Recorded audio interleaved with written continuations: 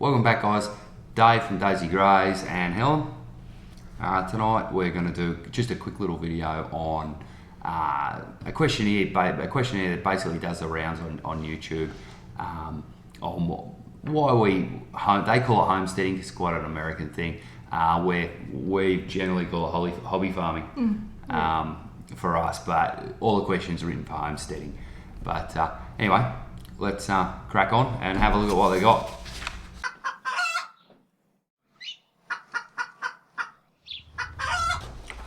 So first one's what got you into homesteading, hobby farming? What do you reckon got us into it? Well, we used to live on just a normal suburban block, and we wanted to get some more land. Yeah. That was 6 years ago, and we moved here, and I was 6 months pregnant with Gus. Yeah. And the main reason we wanted more land was because of my love for horses. So I wanted to get a horse, which I have done since I was a little kid. So yeah, that was what made the decision To come. Yeah, so basically, I reckon for me, it started that way but evolved. So everything does. Yeah, we needed the land for the horses.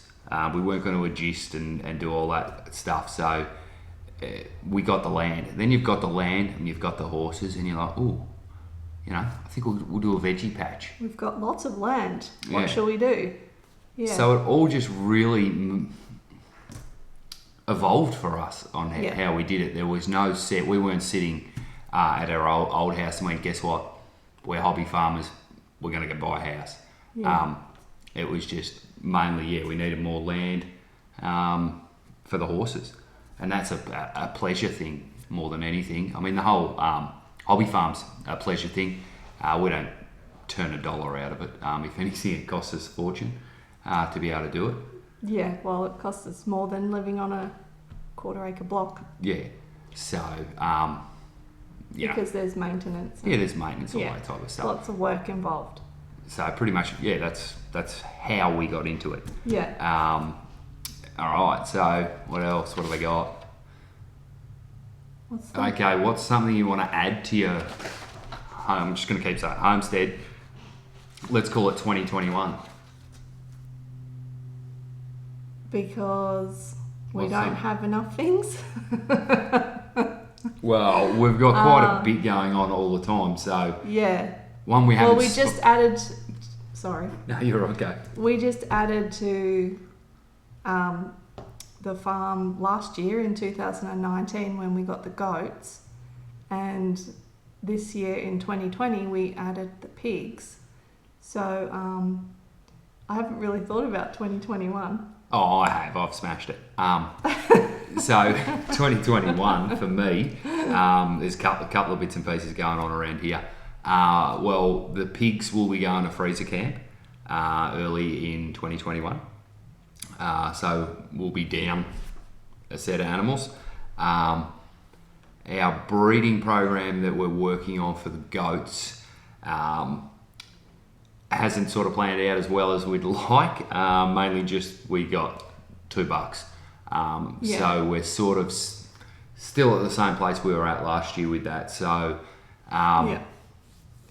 we're still working that one out on what's going to happen. We're still got to work out what's happening with the bucks that we have, whether they're going to be sold or we're going to keep them. That's all up in the air at the moment. We're still working on that. I think we've had 390 conversations on that so far, so we should get that pinned down within the next couple of hundred. But what we'd like is 4 or 5 does, and we were hoping to get maybe 1 from this year's kidding, and we got 2 bucklings. That's just how it goes. But yeah, we're working on starting with our foundation pair, and then as the kiddings go on, hopefully we'll be able to get up to a small herd size in a few years' time, assuming that we get doelings. Yeah. But And the whole point of our the way we're breeding, we want to breed up in standards. So if I wanted to cheat, which don't worry, I've thought about many times about just going out and buying a few doughs, a few extra doughs. You'd have to be spending some considerable money. Yes, doughs cost a lot. It cost a heap. Yeah. So yeah, still juggling. Balls are in the air on that one. Yeah. But so yeah, as far as what we want to add is basically build up our goat herd. Existing, yeah. Yeah. So that's probably where we're at with that one. Next question. Right. What's the most difficult lesson you've had to learn so far whilst homesteading? I reckon it's things don't always go to plan. Yeah. For me. Yeah. We were hoping for does this year and we got bucklings, so that's one good example. Yeah. I think that in general, we plan a lot here, but we roughly plan. If you think you're going to go out on Saturday morning and you're going to feed this, do that, do this, that, and you have this plan, by the end of the day it's all going to be done and dusted. It never happens. You generally, whether it be fencing, something like that, you'll be, I need one extra bit, or I'm missing this. And so generally every job runs over time. Because you're trying to fit it in around your work, around the kids' schedule, around our schedule, that type of thing. But I think that's probably the biggest lesson we've learned is if you think it's going to take a day, it's going to take two. You can't get it done, you can't get uptight about it if it doesn't get done. It will get done.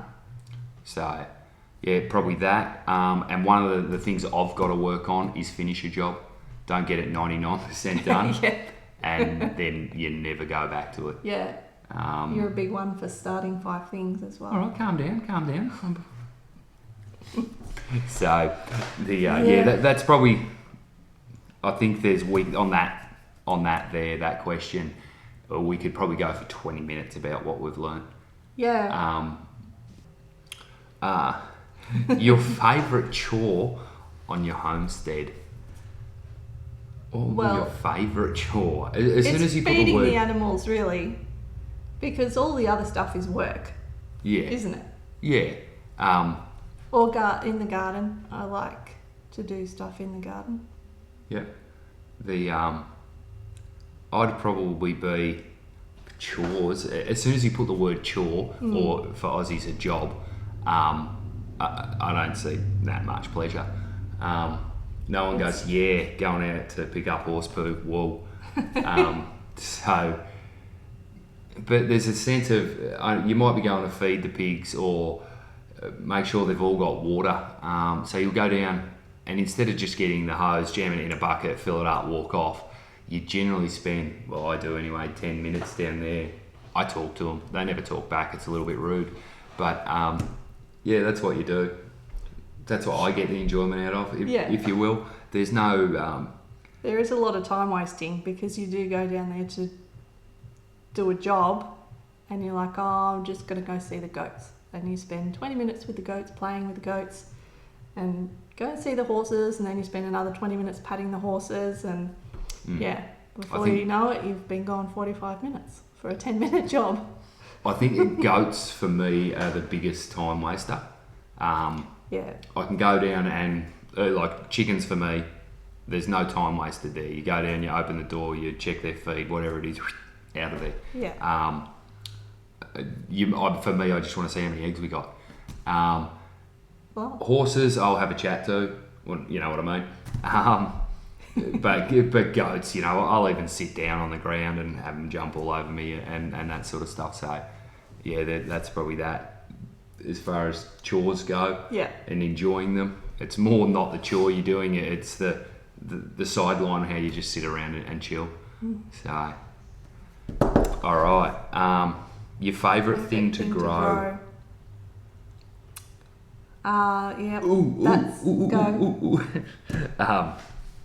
Cucumbers for sure.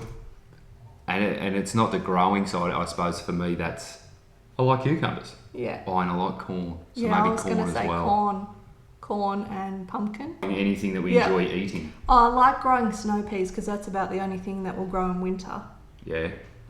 So it's nice to have And one thing growing. like broad beans.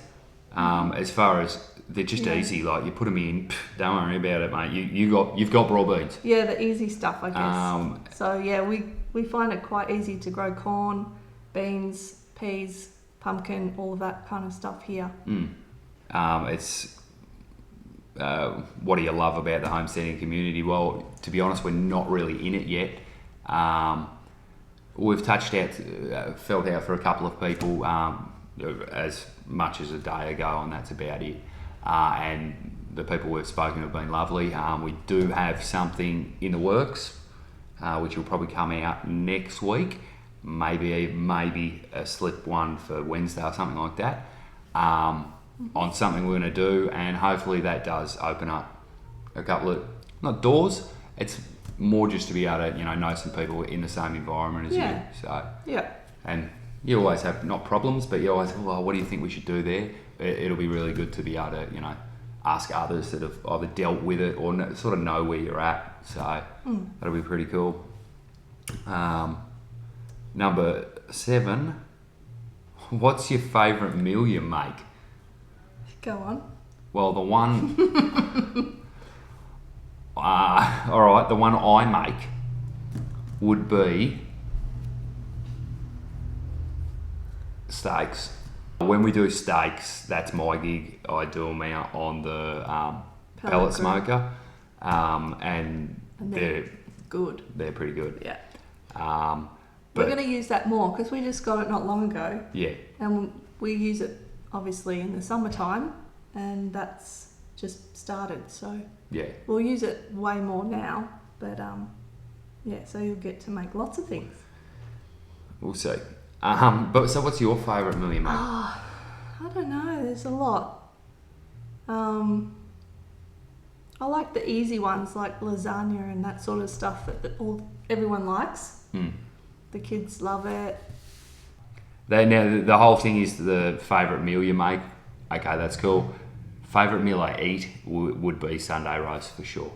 We try and do that every week. Doesn't always happen. Helen sort of lets me down. But yeah, Sunday roast favourite one day. Cool. All right. Number 8. I reckon we could answer this together. Yeah, this is a one-word answer. What is your favourite holiday? Fiji. We've been there a couple of times, twice now. We got to go in 2013 when we just had the girls, and then we went again 2 years ago or 3 years ago. Yeah, something like that. Gus was young. Yeah, Gus was little. But yeah, hands down, it's the most amazing place to go. Yeah. So we did have plans to go there. We try and do our holidays in winter. So like the middle of winter when you're really getting over it, you're like, I've got another X amount of time for this. That's when we want to go away. Yeah. But we don't go away very often because we need afford someone to stay here and look after the place. So yeah, and it's expensive. Yeah. So we try and go as much as we can, but yeah. It sort of seems to work out every 4 to 5 years. Yeah. So yeah, Fiji. Is your homestead where you intend to settle permanently, or are you looking to create a new one elsewhere? Dave's trying to convince me to move. Yeah. I'd like to move. Out further, like way out. Way out further. 500 acres sort of thing. No, I'm not doing 500 acres. That's a whole lot of work. I'd like to be out further, flatter land, that type of stuff. Yeah. We may have left our run a little late. Well, I've left my run a little late, or however you want to put it. The kids are very settled here, and me, I like it here too. Yeah, I know, but I think you could handle with some change. It wouldn't cripple you. Yeah, no. Okay. So I think that we're probably here for a very, very long time. Yeah. We've just started getting everything the way we like it. Yeah. I think our biggest worry is Tegan's told us she's never moving out. So, I don't know. But yeah, so I'd say yes, this is our forever place. To obviously, we can't work the land anymore. But you never know, because Tegan's not leaving, so she can do it. But then question 2, lesson learned. You can't always rely on what you planned. No, that's right. That's right. So Things change. all right. Last one. What are some homesteaders you enjoy Learning from and follow? Well, we watch a heap of YouTube. Yeah, Pretty much, we don't watch just go TV. blank. Like, we don't watch free-to-air TV. We don't have No. Foxtel. We don't have any of that. It's pretty much We have YouTube. Netflix. Yeah, no, but it's like movies. Yeah. The main 4 or 5 Yeah. for me is Lumna Acres, Hidden Heights Farm, Arms Family Homestead, and Self-Sufficient Me, and Roots and Refuge Farm, and I've gone past 5. Keep going, lady. And Weedham and Reap. So that's like 5 or 6 that I watch on a regular basis and follow. Yeah. Then there's we mainly watch the bigger channels at the moment. I've been trying to search for Aussie stuff, to be honest, and I have recently come across a little bit of a group of probably 5, 10, 15 or something that are putting out videos semi-regular, and most of them regular, to be honest. When you're looking for Aussie content, you'll find someone and go, oh, that's a pretty good video, cool. You'll go and look at their most recent videos, and it was 3 years ago. So there's a lot of that goes on, but The Naked Gardener's good. You like Justin Rhodes? I don't mind Justin Rhodes. I like to, with all of them, and this isn't just him, I take the bits I like out of what they do. Yeah. Everyone, I'm sure we do things people don't like. Can't imagine why. But like Justin they're Rhodes. always doing things that we would like to try. And we look at what they've done or what they've built, and we're like, oh, we could adapt that for what we wanted to do. Yeah, or tackle problems that we're tackling.